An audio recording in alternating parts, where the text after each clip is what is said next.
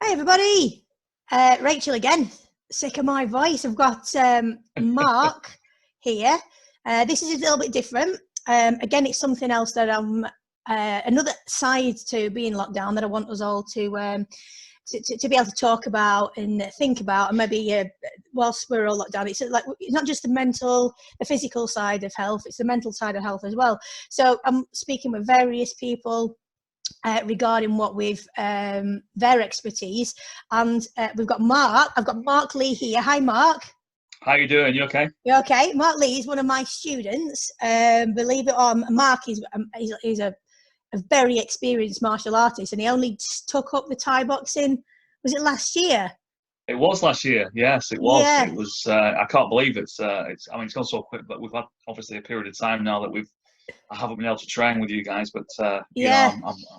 Yeah, but it was last year. I think. That's it. But other than prior to that, he's done like all the different martial arts, and he's like pretty expert on all of them. So it's been really cool having Mark down at the gym. But Mark's profession is in mental health, so I thought it would be really cool to have a chat with Mark, like I've been chatting with other people, the sports professionals, about mental health and about if there's any tips or anything that he can give us, any tips that Mark can give us regarding, staying sane in the lockdown. You know what I'm saying? So, hey, Mark, do you want to just tell us a little bit about your professional background? Certainly, yeah. I mean, I'm a team leader in forensic learning disabilities and mental health. I've been there 11 years now, so I'm kind of a bit of an expert in mental health with regards to learning disabilities and mental health. Right. My other part of the part of other professional part of my life has been counselling. I'm also a certified clinical hypnotherapist, Right. and I do mindfulness. I work as a mindfulness practitioner as well. Brilliant. And other aspects of that, like CBT and art therapy, and a multitude of different disciplines. Right. Well, that's exactly what I'm looking for, really. So, I mean, we're gonna kind of basically me and you're just gonna chat about stuff now, rather than like preparing questions and such. Like, I think really, what are your assumptions, or how do you assume this will have impacted people mentally? Have you seen any difference with your clients? I mean, obviously we'll have to talk about your clients per se, but I know personally that for me, I feel like I've managing quite well under the circumstances. It's different for a lot of people. I see a lot of people having different experiences because everybody's in different circumstances. What's your experience so far, Mark, of your encounters? Well, I'm working on the front line, so I'm still out there, working out there, managing a number of services. Yeah. And working with people with cognitive impairment it's quite a challenge, really, because they don't quite understand the guidance and why lockdown is in place. Right. So it's kind of like it's having to go over the guidance a number of times and explain the rationale for it. Yeah. So there's quite a few people that are becoming frustrated. That they don't fully understand why they have to do what they're doing, and I've seen quite a number of frustrations coming up and irritation. And is there like what are you telling your clients? I mean, obviously they've got different levels. If they've got learning difficulties, just your current clients, what would you be saying to counselling clients now, for example, or people with learning difficulties? There's going to be people with learning difficulties that might want to watch this video as well. But people, like, if you were counselling people, what kind of advice would you be giving to people at the moment with regards to kind of the managing the change in the circumstances and the tension around obviously your loved ones dying and such like? Is there what tips are you giving out? One of the key factors with in terms of protecting your mental health is about it's about learning to accept the situation, because it is beyond our control. Mm-hmm. And this is what my advice is to learn to look at the situation as it is. Mm-hmm. And try to learn acceptance, and also with that acceptance comes a level of patience. It's about learning to be patient, because this is one of the things I'm saying to people is that this is transient. And what I mean by transient is that it won't last. Will be a period of time where we get, where we're able to kind of go back to some kind of normality, whatever that normality is. I mean, who knows what normality is? Yeah, exactly. For each person, normal is different. So my normality will be different from your normality and from other people's normality. Everybody's individual, and will have a different perspective on what normal is. That's it, because even though we're all locked down, aren't we, Mark? Sorry, I interrupted you. We're all locked down at the moment. We're all given the same guidelines. We're all being told exactly what to do. So it feels like we say we're all in this together. And I've seen some stuff posted on Facebook. Make really valuable points. It is we are all in this together, but everybody's circumstances are entirely different. And I'll honestly say I'm thoroughly enjoying some of the elements of this lockdown. I'm getting to spend so much time with my daughter. She's 7 years old. These are like years that I wish half the time she was at school if she was not at school. I'm getting to spend so much time with her. I'm getting so much time with my husband, even though he's working, and we're both working and stuff. For us, these are elements I'm enjoying. I'm missing the gym. I'm missing my pals. I'm missing my folks. Do you know what I mean? Yeah. But ultimately, as you said in the comments, for what it is, there's some great stuff happening. But for other people, I mean, luckily my husband's still getting paid from his job. So again, finances maybe aren't as concerning to us as to other people. There's still a concern, but other people have got no money coming in until June. There's other people that can't go to work, that they live on their own, they can't go out, they don't have a balcony, they don't have a balcony area in the flat, they don't have a garden. It is a whole different bunch of circumstances with different people. So yeah, I've not lost my train of thought, but my focal point at the end. I know where you're coming from. Yeah, I know where you're coming from. It is a different situation. If we look at the situation as a whole, we are everybody, every man, woman, and child. The entire nation is subjected to the government's guidance, and unfortunately, we have to live by that at the moment. And everybody's situation, everybody's life is very different, and it's kind of like I think it's learning to accept that it's a normal situation in terms of like everybody's in it together, like you were saying, accepting that it's not just affecting you. Yeah, I think the key is to learn is that it's not just affecting you and your family. Yeah, it's affecting everybody else, and that everybody will deal with it in their own way. But it's realizing that it is, you're not on your own. I think that's the key, is that you're not on your own. Oh, you might. Your speaker, I think, it's just breaking up a little bit there. Just speaking. Right. Oh no, it's okay. It's okay. All right. But now, it just cut out a little bit. I think that's right, isn't it? And I think for people that aren't having that aren't struggling with it as much as others, it's about remembering that that's the case, isn't it? And keeping your eye open and just keeping your eye out for the people, and following a little bit of social media a little bit more, much as I always try and get off social media. That's it now, isn't it? That's how we communicate, social media. And just keeping an eye on people's posts, checking in with people, isn't it? And just checking that everybody else is all right. Checking out with people, that's the key. You see, if you're on your own and you don't have many friends or many, or family, it's about checking out different ways to try and touch base with other people, to try and touch base, in a positive way. That's it. And even if it's not, even if you feel it's not positive, even if it's because you're worried or you feel anxious or stressed, there's some people going to understand. Some people are going to understand about that, and they're going to, tell somebody about it, tell everybody about it, tell everybody feeling crap, and get some people. That's the key. Help you out. Yeah. So have you got any? So you're into you mindfulness coach and such like. So say, okay, let's get into a little bit more specific areas. So, for example, for myself, I've got OCD and GAD, which is Generalised Anxiety Disorder. I've got that diagnosis, right? So I think a lot of people associate OCD with tidying everything up, making sure everything's in line. Now, don't get me wrong, I do like having everything lined up. That's nice, but it's not really a major symptom of my my OCD. Barry says I line stuff up all the time without. I don't even know that I'm doing it. Yeah, that's it. Oh yeah. So yeah, but mine is rumination OCD. So it's more about your intrusive thoughts and Yes. Yeah. over analysing and repeating analysing stuff to try and make sure that you're doing everything properly, if that makes sense. It does. Yeah. Didn't even know it was a thing. You know, you can get diagnosed with OCD when you're. I mean, I'm 44 now, and I think I've been diagnosed for about 2 years. So I've been OCD for ages. You know, for probably looking back even since I was a kid, but I didn't even know.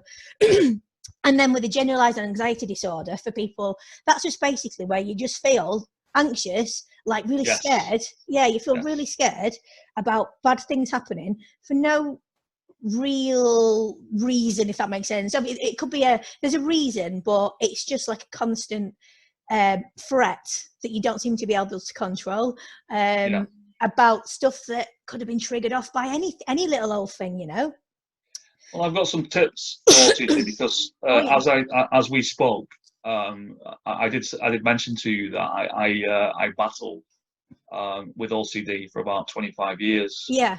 Not just OCD, but I had serious depression and anxiety. Yeah. The anxiety which led into the OCD, because as you may be aware, that OCD is actually triggered by severe levels of anxiety. Mm-hmm.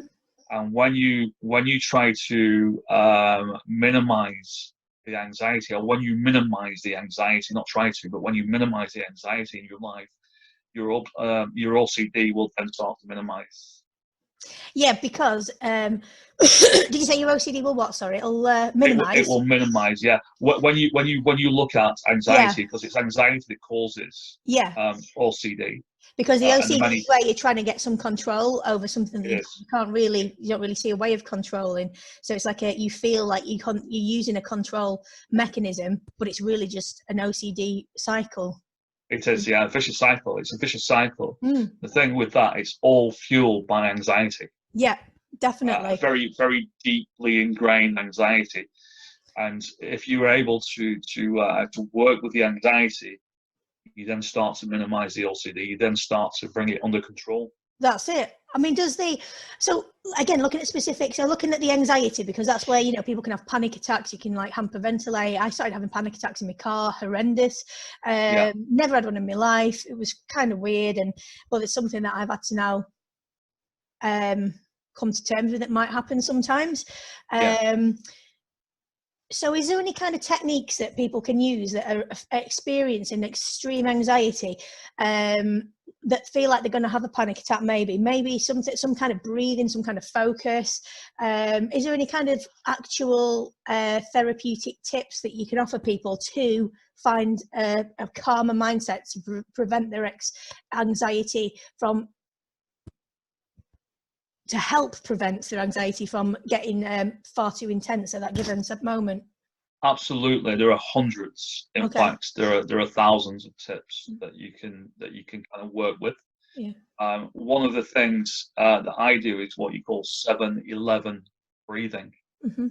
The 7-11 breathing is where you each breath you count to 7 seconds. So you do 11 breaths altogether, and each breath you count 7. So it's 7-11 breathing. Yeah. And you do that, you take yourself into a very quiet place. The key is to make sure that you're away from stimulus. Yeah. Because it's the stimulus that causes the stress and the anxiety. And you have to withdraw from that stimulus and, so that you minimize the stress and the anxiety. Yeah. So that's the first key. Second key is do 7-11 breathing, and do that for as long as it takes. So is that 11 breaths for 7 seconds each? 7 seconds each. So you're breathing in and out for 7 seconds. and breath is about 7 seconds. You do 11 breaths. But you keep doing that as long as you're still feeling anxious. Right. When you're refocusing your mind away from the stimulus. Yeah. So you're reducing the stress, you're reducing the anxiety. You're in a place where it's calm. Yeah. So even if you go outside for 10 minutes, even if you go outside to a green space, find a green space. Yeah. Just for 10 minutes. Mm-hmm. Do that for 10 minutes. Yeah. And you will come back to baseline. That will help you come back to baseline. That's it. I think it's about refocusing your mental focus, isn't it? As you've said, and I think like another method my therapist has, like, this is just like, there's so many different stuff that I do in therapy, but just for the panic attack kind of anxiety stuff, I found this. It's about sensations, isn't it? And touching and feeling and smelling and look. Now, some of these work better than others for me. So, say I was in the car and I suddenly felt like I might have a panic attack.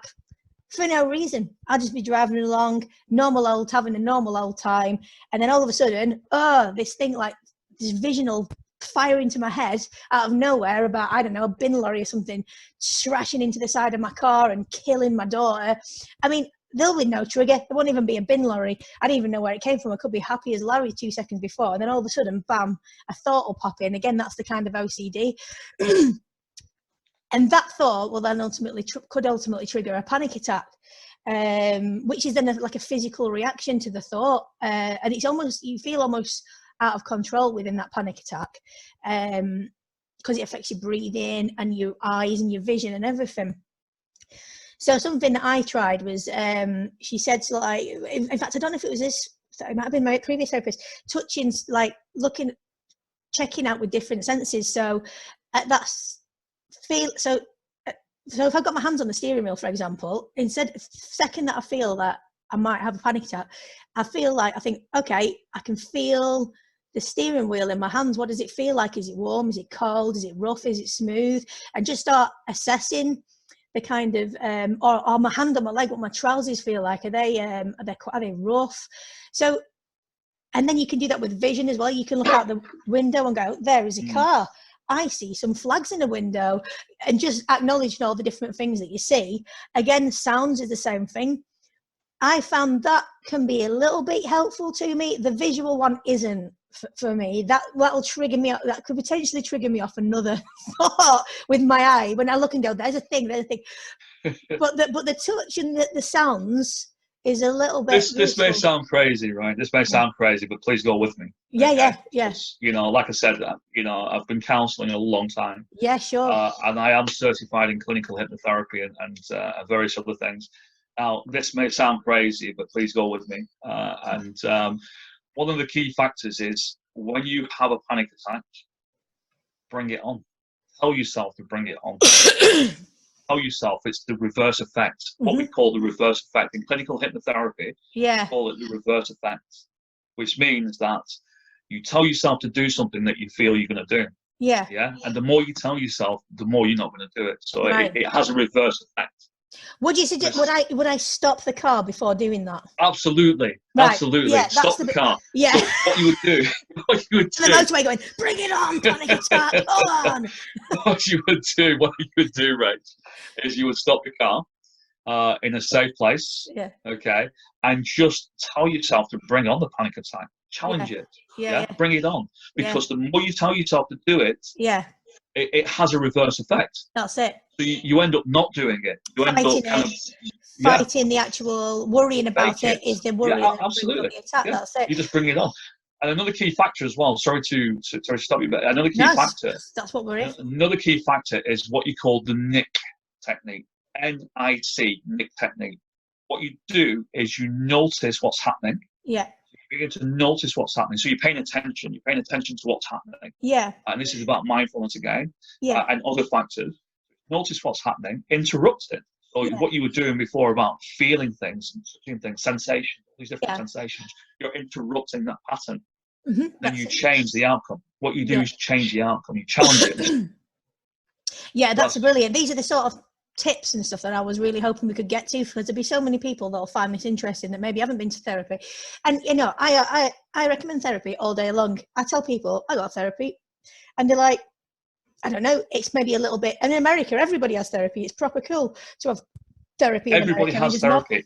In America, you don't have a therapist. Yeah. Weird. Yeah, weird, exactly. Whereas I'm with therapy, I'm just like, therapy is awesome. If I could I have it through the NHS, but if I had enough money, Barry'd be on it. We'd all have it. We'd have therapy all the time. It's really good. It's not just good for OCD and GAD and panic attacks and such, like anything like that. It's just a really good way of helping to understand yourself and other people and life in general. I'd recommend it to anybody. And it's maybe seems a little bit, what's the word when you're not supposed, that people think, oh, you shouldn't be, oh, a bit dodgy. Can't remember. You know what I'm like for not being able to think of my words. Some people, right, so this is, I mean, I totally get where you're coming from, and what you're thinking. There's a lot of people that say, you know, will come out with a comment, pull your socks up, get on with it. Yeah. And that's an old generation, that's an older generation kind of thing. Yeah. Pull your socks up, get on with it, be pragmatic and all this kind of stuff. It doesn't work. For some people it does. For some people it does, you know, but not for everybody. Because that'll be the change. That'll be the change in focus, won't it? Well, I'm just going to do this thing, you know. Yeah.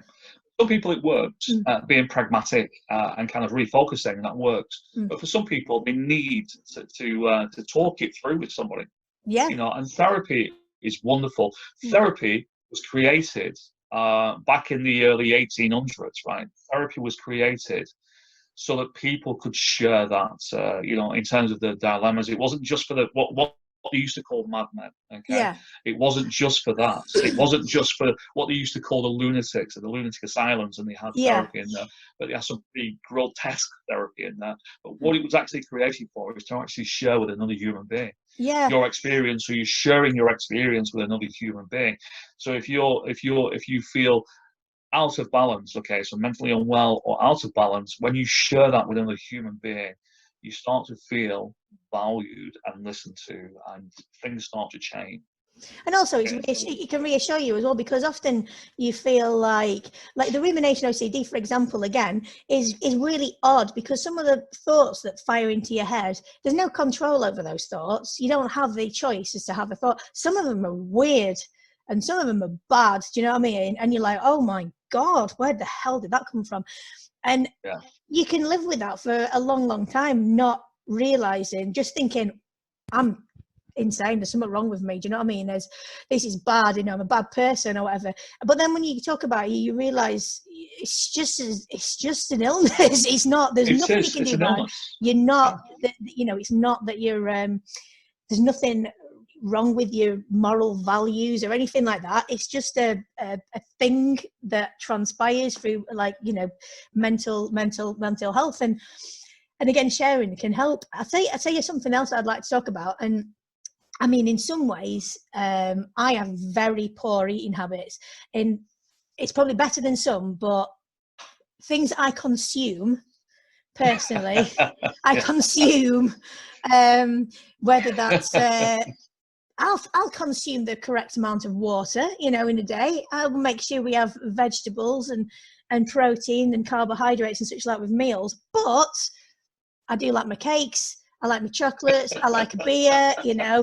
I've got randomly very little self-control. I choose to have little self-control quite a lot of the time. But I know that other people have diagnosed eating disorders, and this lockdown has got to be really difficult for people with an eating disorder, whether it's diagnosed or whether you just struggle with maintaining a positive mindset around food. We're all stuck in, the fridge is there, you know what I mean? It's difficult, and it's a happy time. You have a drink and you have a bit of food, and that makes you feel good for a bit. Is there, I don't know if this is anything anywhere in your kind of, if there in your spectrum, but is there anything that you know about the area? Again, tips, the same type of thing as the Nick and you just discussed. Is there anything that you could offer people with eating disorder? Now, if there isn't, then that's absolutely fine, because I'll find somebody in a different. There is a place called Breathe. Okay. And that is an excellent resource for people with eating disorders. Yeah. And you should be able to get details online. Yeah. And it is a specialist eating disorder place. Right. And one of my colleagues works for Breathe. Yeah. And they do a lot of fantastic work with people with specific and serious eating disorders. Right. So there are resources out there. Well, I know what we'll do. We will after we finish the interview and such like, we will put a little database together of a few recommended resources that people can access. Excellent. I mean, I volunteered for the NHS volunteer thing, you know, where I was really glad that I could do that, because I don't like doing nothing. I don't like doing nothing to help if there's a situation. I like to be able to help. It's just kind of the way I am. But so I was really chuffed because I'm like got the asthma. I'm stuck in for ages. But yeah, you can offer your services for a chat. So, you know, it's in action now. And I've been chatting to some belting older generation people on the telephone. It's perfect, just up my street, because I can't stop talking, can I, Mark? You know that, mate. And we've been talking, we've been chatting, we've been talking about all kinds of stuff. I've been talking for half an hour, 45 minutes, whatever you want to talk about. And I think this is a number that they need to, I think the doctors will start referring to people, and there's going to be a poster. So I'm going to try and get the phone number for that as well. It's if you want to chat. There's also ones if you want to get food, if you're stuck in on your own, you need a delivery or a prescription. And there's a number for that as well. If you want to have a natter with somebody like me because you feel lonely, give us a ring. Give the ring. I'll give you a ring up, or one of the other guys who's doing it, and we can talk about anything you want. So I think that's again, we'll get a resource together for a small. Just a tip for eating disorders. Okay, anybody that's suffering from eating disorders while we're in lockdown. One of the key factors is about control. And when somebody has an eating disorder, it is about, and something that I have looked into, is it's about control. It's about learning control. And they know that the only control that they have is over their eating, because other things in their life they don't have control of. So it's about being mindful of trying to change that thought process and creating new ways of learning how to let go of that control. And creating new habits. One of the ways to let go of the control is creating new habit. Looking for something else to apply your attention to. So if there's a problem that you feel that you can't control and you don't know how to fix it, you're saying that potentially it's like, well, you can't fix it at the moment, or you've analysed it, you've looked at it, you can't fix it, so don't try and fix it. Try and fix it. With the idea of not being able to fix that by distracting yourself with something else. It is by distracting yourself with something else, something that you have control over. So you might not be able to fix a particular thing. You might not have control over that particular thing. It's accepting that you don't have control at the moment over that thing. You don't know how to fix it at the moment. But you know, that may happen, that may change. Refocus your mind on something different. And something positive, because obviously if the food is what you're taking, you're using as the control, that might not be a problem for some, but it's going to be a problem for some others, isn't it? So so it's a case of like swapping, making sure you swap it for something good. You know, if you can more easily go down the road and access some heroin, don't be swapping it for that. Then going to fix your fixing your work problem that's causing you anxiety. Don't eat the food. Small steps. Exactly. Find something that's going to positively affect you, to focus on, not like the easiest thing maybe per se. I don't know. Do you see what I'm saying? Don't swap food for booze, or booze for absolutely. That's a key factor. That is a key point. Like that. Don't swap your food. You control over the food for substance misuse. You know, for any substance misuse, for any alcohol, or like you said, cannabis or anything like that. Do not swap it for that. Swap it for something positive. Have a look at other things in your life that you can then focus on. And that you can have control over. And again, it's about like getting trying to get a realistic target as well. And I know that's what people struggle with. So I mean, swapping it for exercise is a great idea, giving some, but then you've got to. The difficulty is then to not get too focused on the exercise and become obsessed with that. So I guess. Again, if we find, we'll put some numbers together because it's not my expertise. I'm expert at OCD and GAD, but it's not my expertise. So I think, we'll put a little resource together. And but again, it's just accepting that there's going to be a lot of people in the same boat, and you're not on your own with any of these problems. I tell you something else, just before, because we don't want to like go on too long and bore. I'm super interested in this, by the way. It's awesome. I've been on I'm on some groups with mums and dads that are homeschooling and such like, and these are generating loads of stress. They seem to trigger people seem to trigger each other quite a lot in these groups, because it seems to be that there's a lot of people worrying about the homeschooling so much that it's making them stressed. There's people that aren't worried about it and they're accepting it, but then are being made to feel anxious by the people that are anxious about the homeschooling. There's like a whole array of to me it the whole gambit of emotions then. Yeah, and it's a quite to me it's not positive. It doesn't feel very positive. It feels like a bit of a negative pool of people sharing the feelings, but maybe not contemplating other people's thoughts as much as they could do, you know. And it creates a pressure almost, I think, for people. Some other people can inadvertently cause pressure on other people, saying, oh, you know, I'm really stressed out. My child's only managed to do 95% of the schoolwork that's been set. It's like, so the person who has done 70% and was quite happy with that, all of a sudden thinks, oh my God, 95%, geez, maybe I'm not doing enough. Oh, then you've got the person who's done not, who thinks, oh Christ, people are actually doing this, are they? Again, what I want to kind of like say, but I mean, is about realistic goals and expectations. To me, that's vital, to set realistic targets. And I just feel that people are so care about the kids and so much that they're missing the point.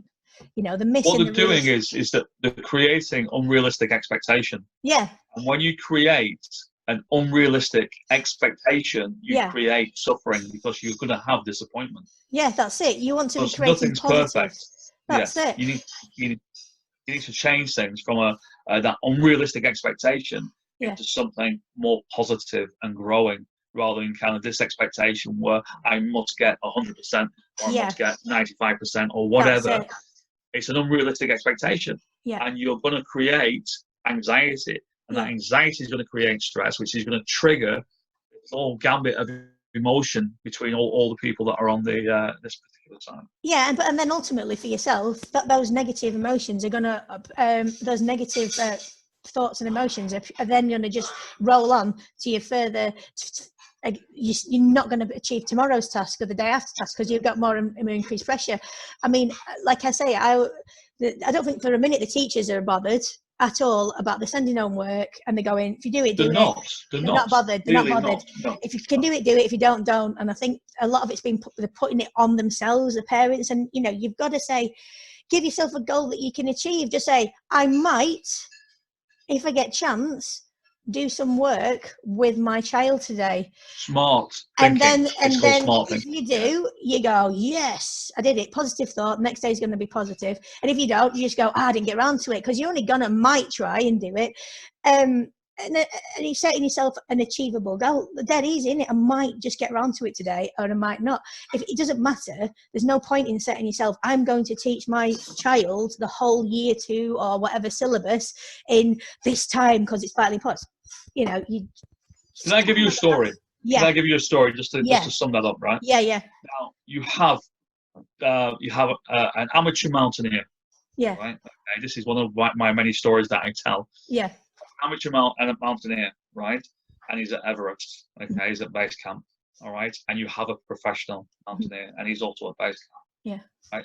Now the amateur mountaineer wants to get from base camp to the summit. Okay. You think he's going to achieve it by going from his expectation is, I'm going to get from base camp to the summit in one go. No, because so he's creating an unrealistic expectation, because he's looking at it in a very kind of blinded fashion, if that makes sense, a very black and white fashion. The two ends of his goals are so far apart. So he's creating an unrealistic expectation. Now you have the professional, okay?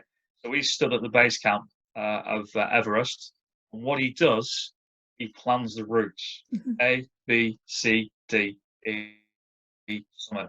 So he's got a more realistic chance of getting to the summit of Everest than the amateur climber. because the goals in between. He's got his end goal and a bunch of small goals that takes him towards the end goal. And each one of those small goals is easier to achieve. It's much more likely to create a positive outcome and thereby ultimately help him get to the final goal. Exactly that in everything. You know, that's what to me, that's one of the biggest lessons the biggest things to. I think anybody can achieve pretty much anything that they want, you know, as long as they're physically able and such like. Yeah. I think anybody can do anything they want. One more story. Yeah, go on. One more story. Yep. Catch a monkey. Okay. Yeah. This is another one of my stories, right? To catch a monkey. Yeah. Right. What you have to do to catch the monkey, you have to first, you cannot chase the monkey through the trees, okay, and expect to catch it. No. Okay. You cannot feed it bananas and expect to catch it because it's too clever. Yeah. It's too clever. So the only way you can catch the monkey is to get a vase and bury it, okay? And what you do is you put food in the vase, right? And you wait, okay? And you wait. And the monkey, being inquisitive, will then reach inside the vase, pick up the food, and get stuck. Yeah. And that's how you catch the monkey. Yeah. So it wasn't, you know, you've given it some thought, you know, you've given it some thought and strategy, you know, you've set up a few goals towards your end goal. You've not just gone, catch the monkey. Yeah. Okay. Yeah, that's it. And I think you can apply that, you can apply that to your training, your work, your relationships, literally everything. And it's a really straightforward thing to do as well. When I used to work for probation service, we did a lot of cognitive behavioural therapy, CBT kind of exercises and goal related exercises, and it's totally legit. Really, it applies to everything and all levels of life. And I think on a basic ground level, setting your targets, whether that's I want to be the Prime Minister of the country, controversial.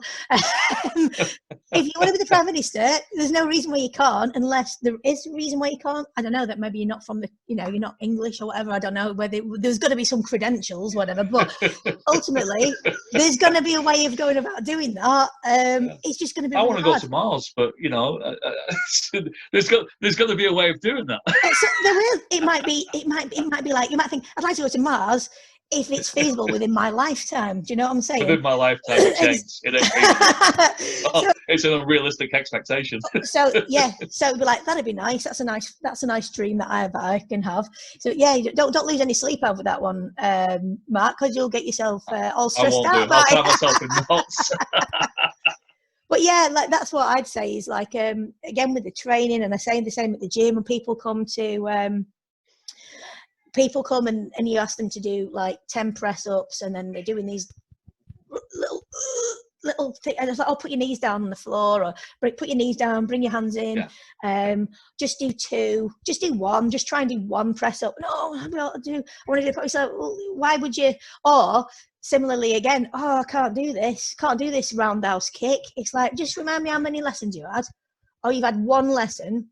What makes you think you're going to be able to do a roundhouse kick after 1 lesson? Is that a realistic target or goal? It's like, no, you've got to do loads. You've got to practice loads of times before you'll be able to do a roundhouse kick. You just putting negative thoughts on yourself by setting yourself unrealistic challenges. Absolutely. Yeah. Work, relationships, Thai boxing, exercise, the lot. It all encompasses. It all comes under the same thing. I mean, I think. Is there anything else you think that we should probably wrap up? I'm guessing it's been a thoroughly interesting. I'm going to give you 10 tips, right? 10 tips for OCD. Brilliant. Okay. I'm going to give you 10 tips for mental health. Okay. Yeah. Cool. And then we can have we will put some resources together. Sure. So maybe we can do another one again over the course of the few weeks or months or whatever. And a good thing is for everybody when they're in lockdown. Okay. One of the greatest tips in lockdown is to write. It's to talk to people. First, talk to people. Yeah. Okay? That gets you thinking. Yeah. Okay? That gets you learning. Yeah. And that gets you creative. Yeah. Because then you can start writing. Yeah. So write down your thoughts, your feelings, your emotions, your day-to-day things. Just write it down. Mm-hmm. Even draw your emotions. If you're worried about something, draw it. It doesn't matter if you can't draw. draw it. Yeah, and I keep a journal. I've got loads of these things, loads of journals. So some notes on some tips for mental health. Yeah. Tip one. Okay, learn acceptance. Okay, so that's a key thing. Learn acceptance. Accept things that as they are now. Okay, because they will change. Yeah. Everything changes. That's one of the key factors in life, that everything changes. But learn acceptance and accept things the way they are for now. Okay. Number two, write out your emotions, your thoughts, your feelings. Again, great way of kind of keeping you sane, keeping you mentally well. 3, take each day. So this is really important. This next one is take each day. If you can't take each day, take each hour. If you can't take each hour, take each minute. If you can't take each minute, take each breath. Yeah. So that's a key factor. Number 4, practice just being in the now. Okay. So when you make a cup of tea, make a cup of tea. Yeah. And experience all the elements of what goes into making a cup of tea. Yeah. You'd be amazed if you break it down. Seriously, you'd be amazed if you think about it and break it down. It's unbelievable. Number 5 is talk to family, friends regularly.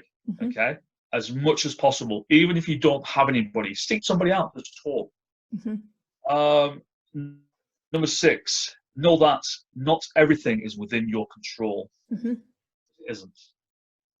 Number 7, take 12. So do the 7-11 breaths. Yeah. I also do 12 breaths as well. The 7-11 is a really good. So it's 11 breaths, 7 seconds between each one. Okay. Number 8, draw your fear. Okay, so draw it down. Just do anything. Use crayons, use chalk, whatever, or use paint. Just draw your fear. Number 9, exercise. Exercise is a key factor. Go out and find some green space and just enjoy that green space. That is really vital for your mental health. Walking is fantastic. And number 10, learn to meditate. Okay, learn to reflect on your life. So through meditation, learn to reflect on your life. What's good about your life? Every single day, find one thing that's good about your life. One thing, and the more you do that, the more you'll keep on finding positive. Yeah, train your mindset, don't you, to think of the positives instead of the negatives. They're great. They're super. One key factor, okay, in which is one statement that I've always talked to clients about, and this was from Robin Williams, the famous actor who committed suicide. Okay, suicide is a long-term solution to a short-term problem. So it's about thinking about that. Suicide is a long-term solution to a short-term. All problems are short-term. All problems are transient. No matter whether you think they are or not, they are transient. They will pass. All things are transient, temporary, and will pass. They will. So OCD, 10 tips for OCD. So first of all, accept that you are not alone. OCD is shared by many people. And everybody in the world has a level of OCD. Everybody. And it's whether it's a small amount or whether it's debilitating. It goes from small amount to debilitating. And even the famous football player, what's his name? David Beckham. David Beckham, to say, has OCD with his laces. With his laces.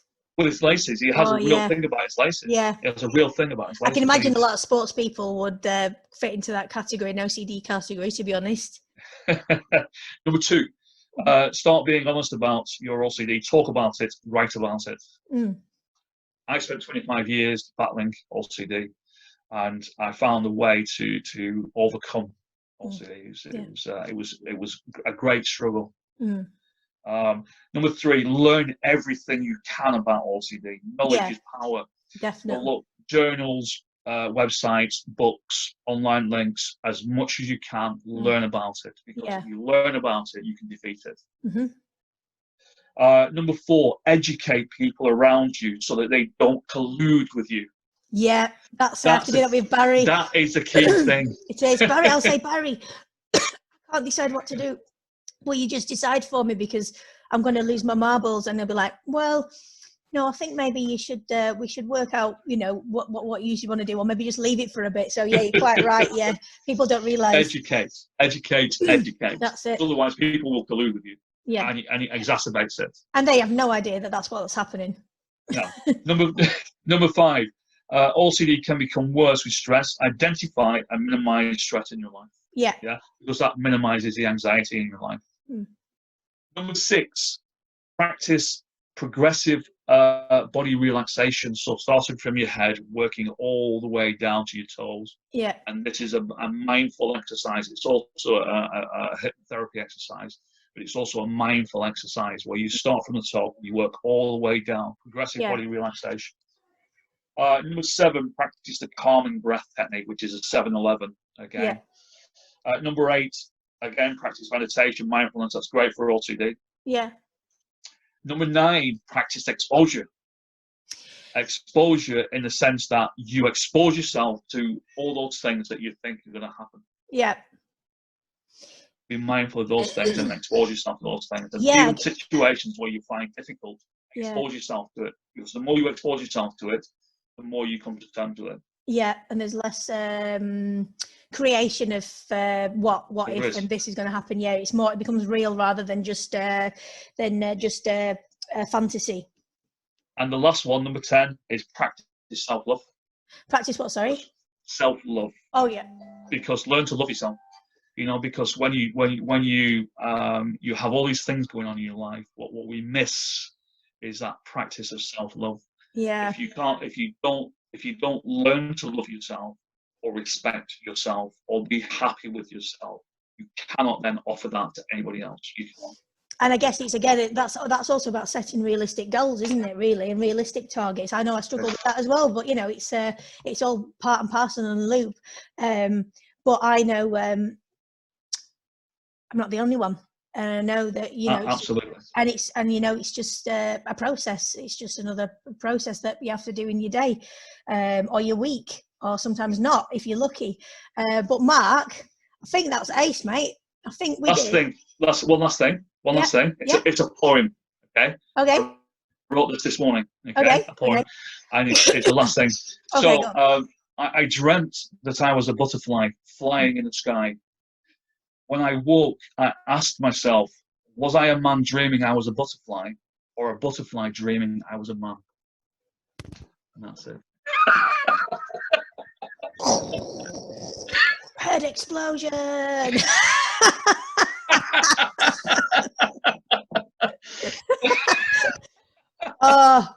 Oh, that's good. I'm going to be thinking about that for a bit now.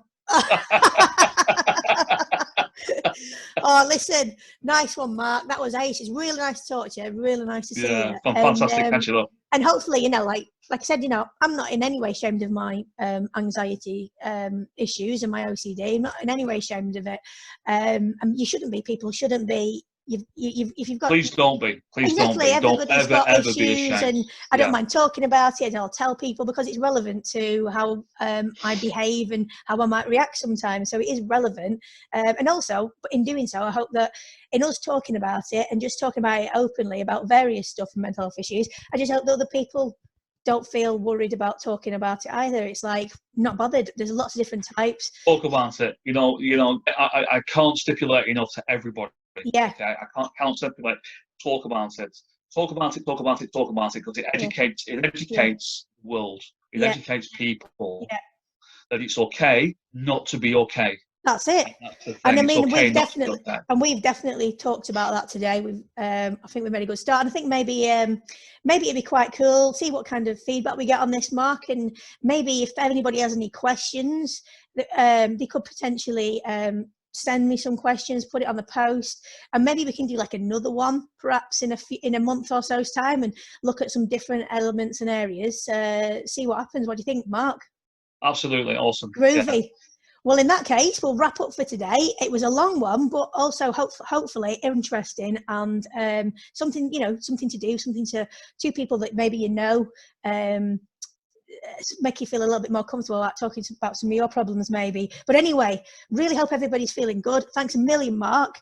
And I'll check in again soon with some more interviews, potentially looking at, we've got a strong woman doing an interview.